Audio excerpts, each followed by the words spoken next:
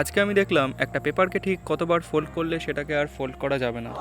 তো প্রথমে আমি একটা ক্লিন সাদা কালারের পেপার নিয়ে বসে পড়লাম।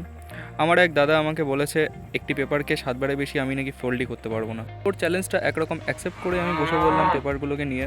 তো পেপারটাকে আমি ফার্স্টে ভালো করে ফোল্ড করতে শুরু করে দিলাম। প্রথম ফোল্ড এবং দ্বিতীয় ফোল্ডটা মোটামুটি ভালোভাবে হয়ে গেল, তৃতীয় ফোল্ডটাও ঠিকঠাকই হয়ে গেল।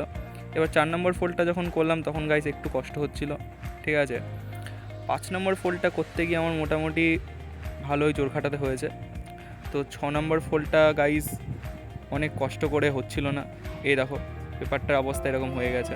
এবার যেহেতু আমি চ্যালেঞ্জটা একরকম অ্যাকসেপ্টই করে নিয়েছি, তো আমি 6 নম্বর যে ফোল্ডটা সেটাকে মোটামুটি খুব চেপে চেপে হলেও করার চেষ্টা করছিলাম, ঠিক আছে।